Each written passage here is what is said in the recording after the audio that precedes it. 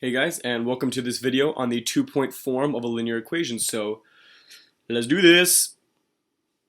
Alright, so far we've built equations for graphs that are lines when we were given either the slope of the line and the y-intercept, or whatever the dependent variable intercept was.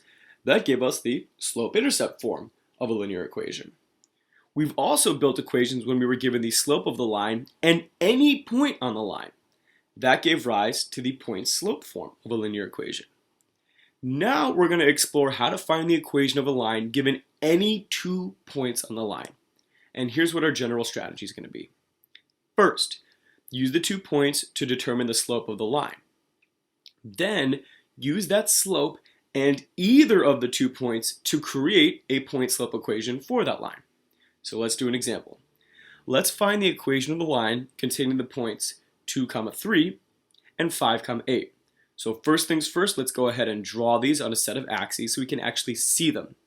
And in general, it's a good idea to label the points that you draw with their values. Having the coordinates right there will be helpful later when we're doing some calculations. Alright, in this case, let's also call 2, 3 point A and 5, 8 point B.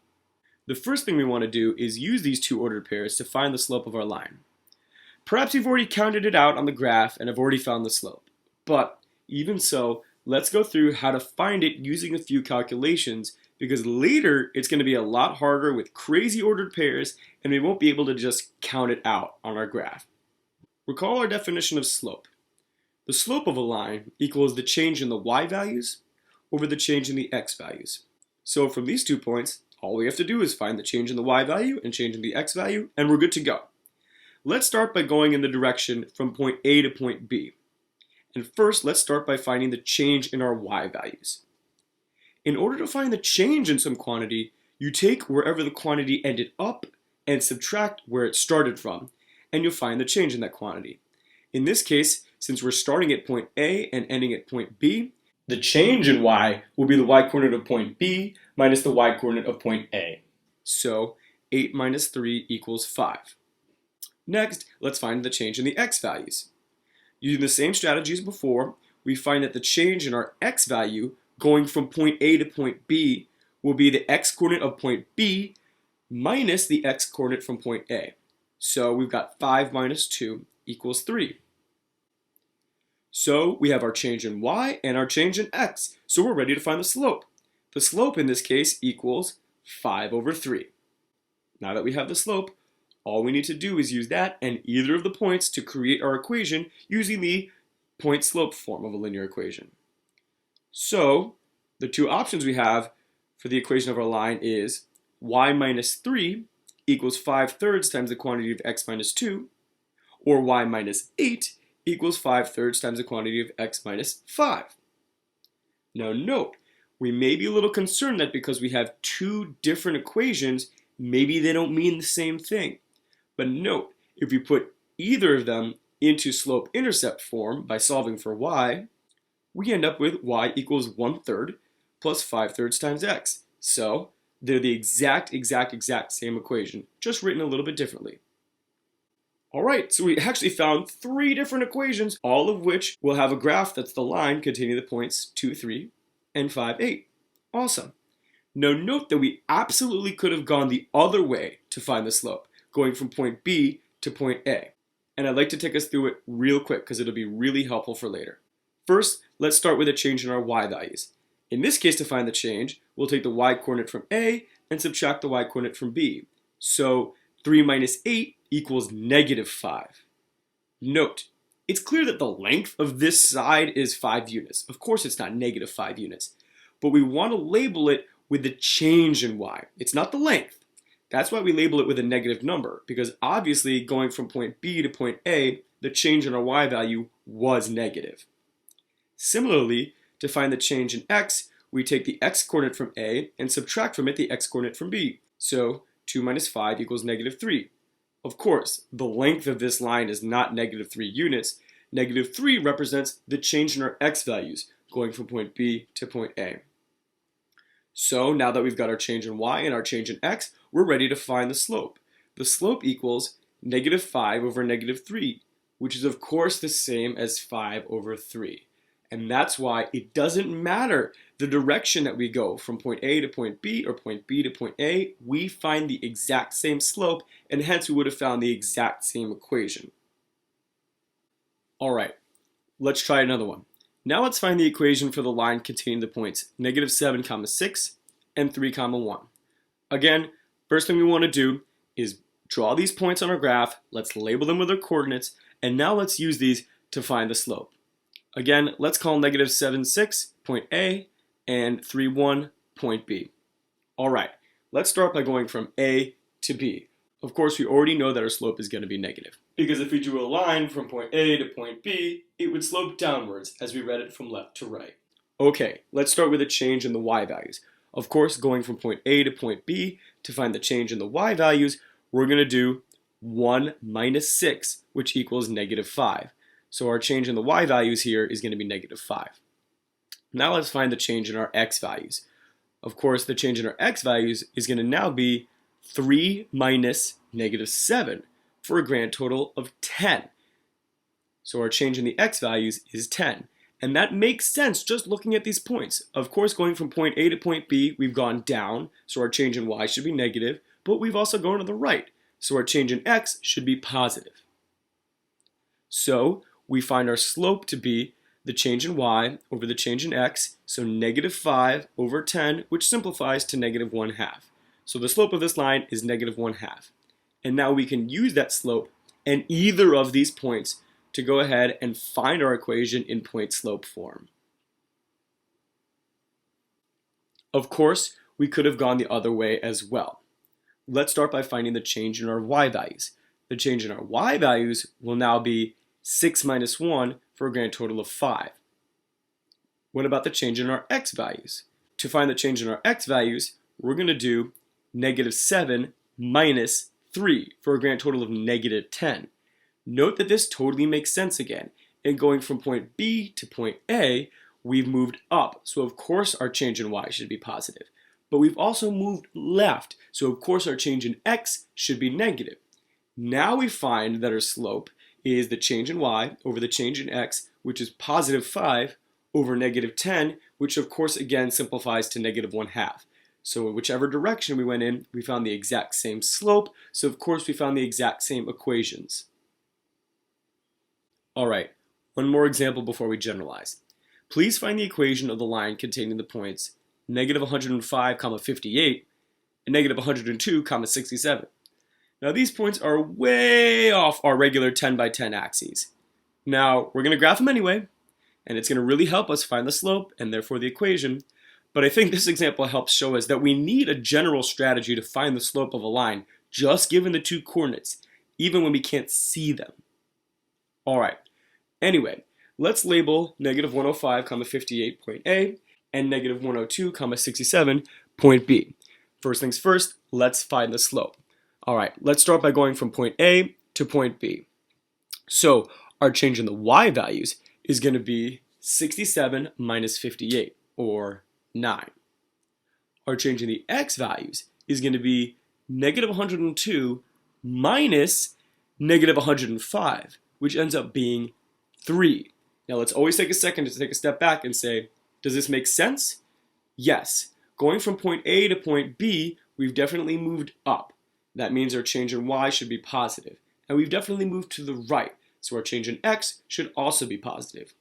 If you're ever worried if you've made a mistake with your signs, you can also just look at this graph and say, obviously, the slope is going to be positive. If it's not positive for any reason, you know you've made a mistake. All right. So in this case, we find that the slope of our equation is the change in y over the change in x, 9 over 3, also known as just 3. So this time we got a nice integer slope. Now that we've got a slope of 3, we can use that and either of these two ordered pairs to create our equation in point-slope form. Really quickly, let's find the slope in the other direction.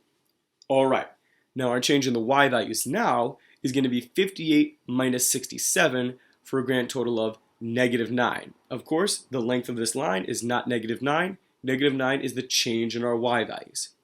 The change in our x values will be -105 minus negative 102, or negative 3. Of course, negative 3 is not the length of this line right here. Negative 3 is the change in our x values. So in this case, going in the other direction, we find the slope to be negative 9 over negative 3, also, once again, just 3. So of course, going in either direction, we end up with the same slope, and therefore the same equations. Alright, I think it's time that we find a general strategy that will help us find the slope of a line given just 2 points on the line. So let's have 2 fictitious points, and let's just call them x1, y1 and x2, y2. Now it doesn't matter at all where we put them, so let's put them in the third and fourth quadrants, the seemingly scariest quadrants to do work with because they're negative coordinates everywhere. Alright, so here we go. Going from x1, y1 to x2, y2. If we want to find the slope, we need to find the change in the y values and the change in the x values. Alright, let's start with the change in the y values. If we're going from x1, y1 to x2, y2, in this case, the change in the y values will be y2 minus y1.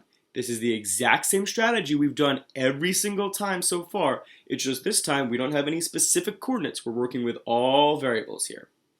Alright, if we want to find the change in our x coordinates, that's just going to be x2 minus x1. Of course, the exact same strategy we've been doing all along. That means if we want to find the slope of the line containing these 2 points, the slope will be the change in y over the change in x, or y2 minus y1 over x2 minus x1. So now we have a formula. Given 2 points and just their coordinates, we can find the slope of the line containing them. We didn't even have to look at them. We didn't have to count it out on a graph. This is so powerful because just given those coordinates, we can find the slope. Of course, we could have gone in the other direction. And in doing so, we would have found that our slope was y1 minus y2 over x1 minus x2. And just like in all of our previous examples, it didn't matter in which direction you went to find your slope as long as you were consistent with your coordinates. Alright, time to do some practice problems. Let's find the equations of the lines containing the points negative 2, 6 and negative 9, 8, and then the line containing the points 162, negative 81, and 147, negative 61. We're going to do the first one together, and then I'm going to let you try the second one on your own.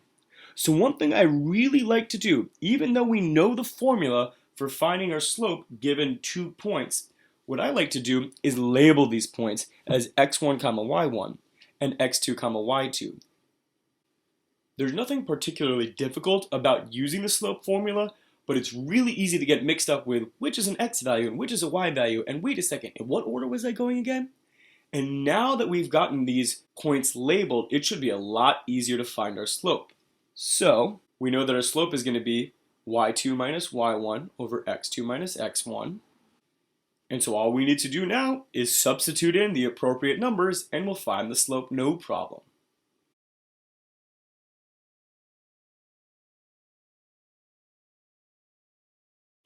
Alright, so we found the slope of our equation to be 2.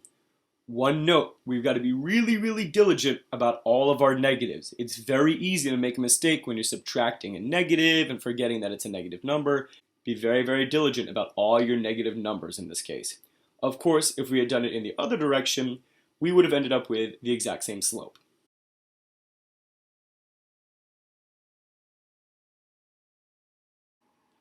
And now that we've got the slope, we can use either one of our ordered pairs to go ahead and put this equation into point-slope form.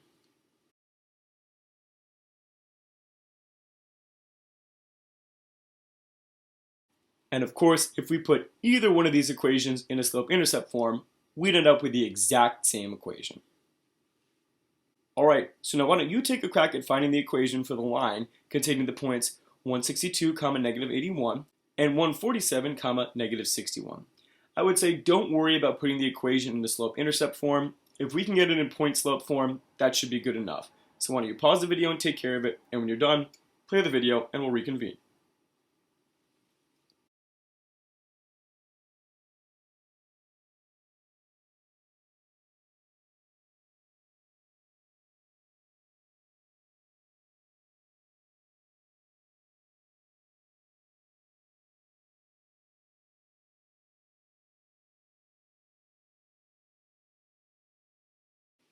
And just for good measure, let's do one more practice problem. Why don't you pause the video and please find the equation in point slope form of the line containing the points negative 102, 16 and negative 18, 100. And when you're done, please play the video and we'll reconvene.